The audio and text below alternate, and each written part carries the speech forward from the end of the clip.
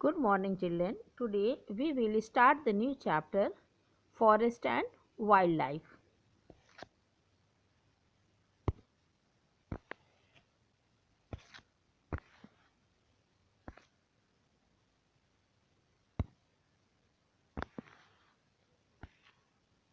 Importance of forest. What is the forest?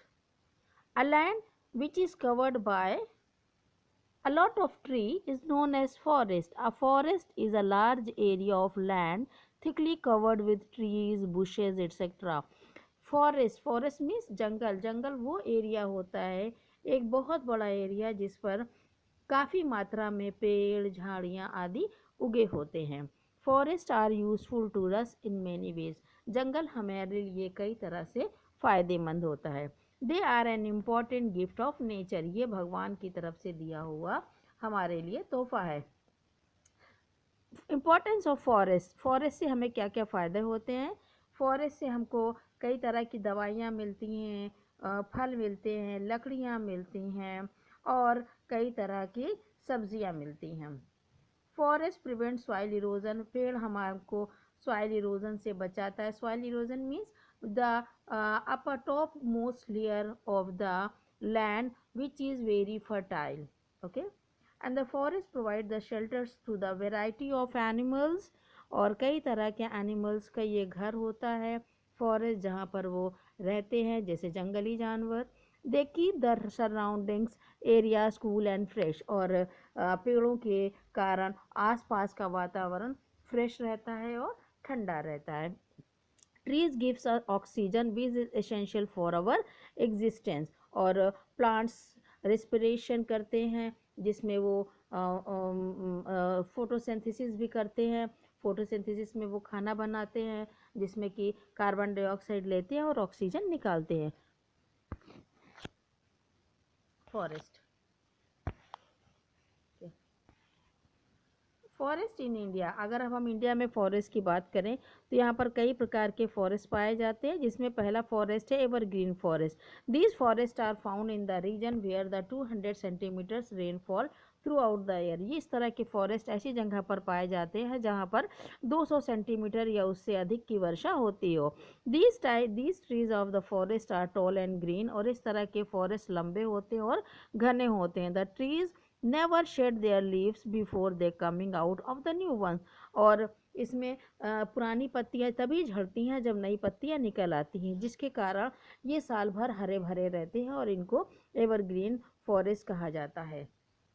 Rosewood, ebony, sandalwood, bamboo इन सब के examples हैं। ये mostly Orissa, western Ghat, Andaman and Nicobar island इत्यादि में ये पाए जाते हैं। और सेकंड है इसका डुडिशियस forest.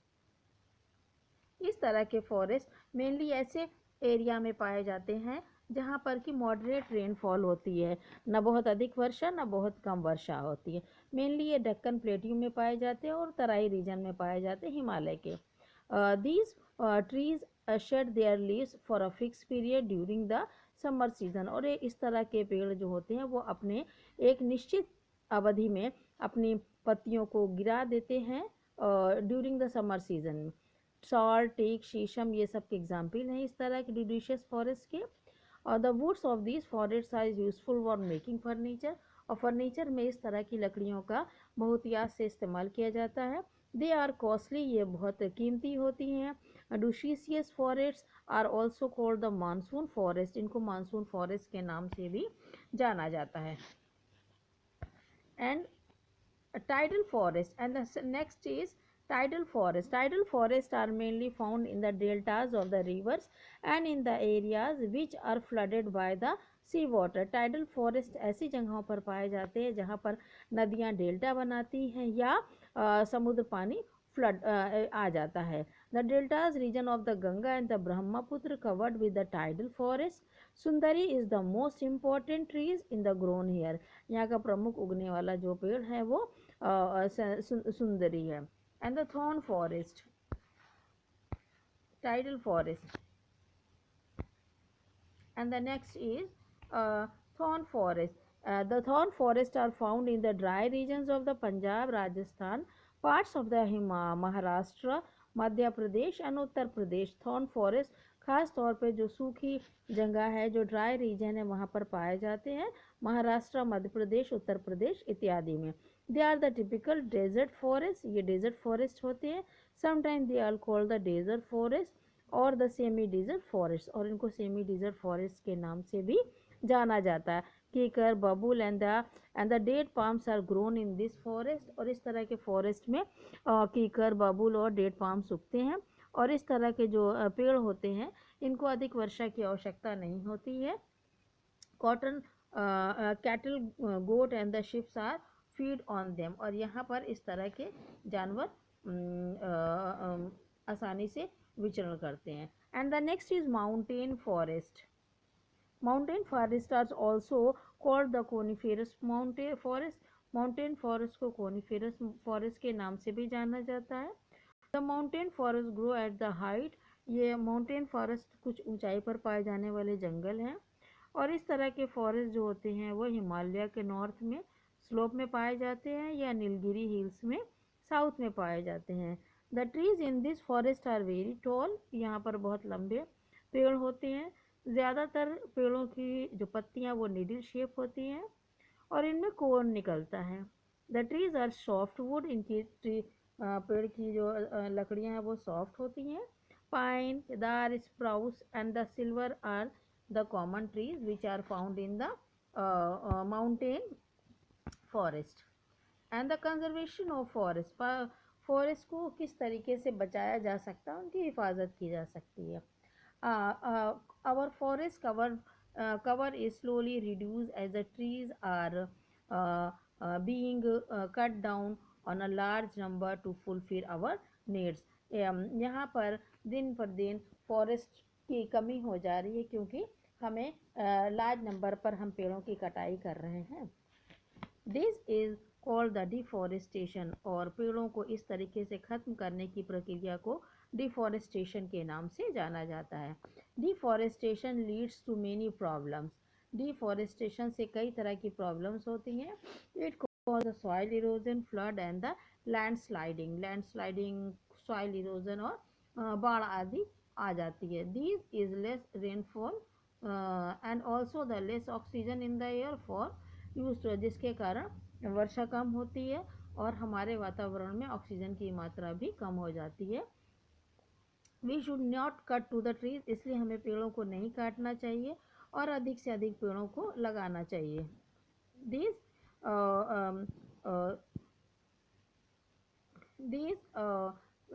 Government of the India has launch many program, और इस तरह के पेड़ों को बचाने के लिए इंडिया में कई तरह के प्रोग्राम शुरू हुए हैं, ताकि पेड़ों को बचाया जा सके और ज़्यादा से ज़्यादा पेड़ों को लगाया जा सके, जैसे social forestry movement and the one महोत्सव।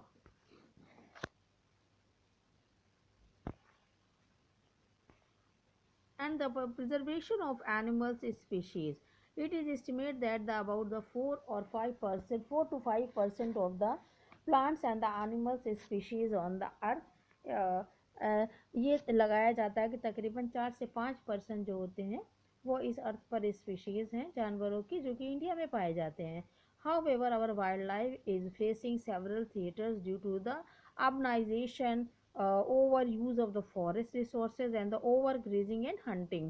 हमारे देश में वाइल्ड लाइफ जो है वो बहुत सुरक्षित नहीं है, खतरे में है। वो कई तरह के खतरों का सामना कर रहे हैं, क्योंकि हमने शहरीकरण किया है, बहुत ज़्यादा फॉरेस्ट की चीज़ों का इस्तेमाल किया है, उनके रिसोर्सेज का, या बहुत ज़्यादा ओवर ग्रेजिंग या शिकार करना भी इसमें शामिल है, जिसके कारण ये प्लांट्स और वाइल्ड लाइफ जो है वो ख़तरे में है।